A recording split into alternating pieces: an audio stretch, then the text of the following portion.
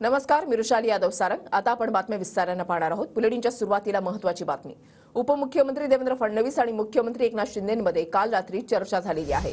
अभिषेक घोसाळकरांवरील गोळीबारानंतर शिंदे फडणवीसांमध्ये चर्चा झाली। राज्यामधील कायदा सुव्यवस्थेसंदर्भात वर्षा या निवासस्थानी चर्चा झाल्याची माहिती मिळते।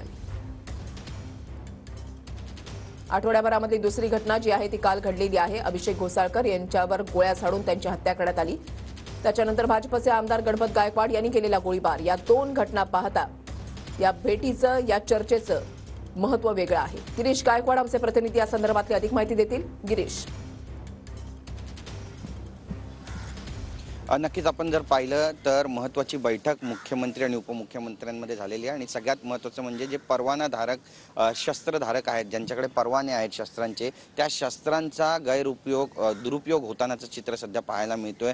आणि ज्या पद्धतीनं गणपत गायकवाड यांनी गोळीबार केला, यानंतर विनोद घोसाळकर यांच्यावर गोळीबार झाला, त्यामुळे ज्यांच्याकडे परवानाधारक शस्त्र आहेत त्या सगळ्यांची चौकशी करण्याचे आदेश जे आहेत ते या ठिकाणी देण्यात येतील असं बोलण्यात आलेलं आहे। आणि सर्व परवानाधारक ज्यांच्याकडे शस्त्र आहेत त्यांची चौकशी सुद्धा केली जाईल, त्यांना बोलवण्यात येईल आणि त्या परवान्यांचं नेमकं काय होतं याबद्दलची देखील माहिती घेतली जाईल असं बोललं जाते। राज्यातील कायदा सुव्यवस्था अबाधित ठेवण्याचं एक फार मोठं जे आव्हान आहे ते मुख्यमंत्री उपमुख्यमंत्र्यांसमोर आहे आणि हे आव्हान पेलण्यासंदर्भातली ही अत्यंत महत्त्वाची बैठक होती। आणि यामध्ये विरोधकांच्या हाती आयतं कोलीत लागतंय, सरकारची बदनामी होते, सरकारवरती दबाव एक प्रकारचा तयार होतोय आणि विरोधक सरकारवरती टीका करतायत आणि याला उत्तर नेमकं कसं द्यायचं, रणनीती नेमकी कशी आखायची याबद्दलही दोन्ही नेत्यांमध्ये चर्चा झाल्याची माहिती आहे। त्यामुळे येत्या काही दिवसांमध्ये याबद्दल ठोस उपाययोजना केल्या जातील अशी माहिती मिळते। मी सध्या अभिषेक घोसाळकर यांच्या घराच्या अगदी बाहेर आहे। आजचा दिवस अत्यंत महत्त्वाचा आहे। शोकाकुल वातावरण या संपूर्ण परिसरामध्ये तयार झालेलं आहे। नातेवाईकांनी यायला या ठिकाणी सुरुवात केलेली आहे, खुर्च्या लावण्यात आलेल्या आहे।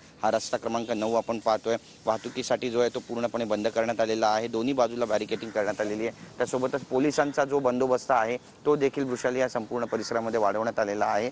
आज उद्धव ठाकरे सुद्धा या ठिकाणी येणार आहेत। 10:30 वाजता अभिषेक घोसाळकर यांचे जे पार्थिव आहे ते त्यांच्या राहत्या घरी आणण्यात येईल आणि यानंतर अंत्यविधी होतील। अंत्यसंस्कार दुपारी दौलतनगर स्मशानभूमीमध्ये होणार आहे। तर दुसरीकडे पोलिसांकडून देखील तितकाच बंदोबस्त तैनात करण्यात आलेला आहे आणि या संपूर्ण प्रकरणाची जी चौकशी आहे तिला सुद्धा आता वेग आलेला आहे। मेहुल पारिक नावाच्या एका व्यक्तीला पोलिसांनी ताब्यात घेतलेला आहे। गोळीबार नेमका कोणत्या कारणाने झालाय त्याची आता शहानिशा केली जाते आणि त्यामुळे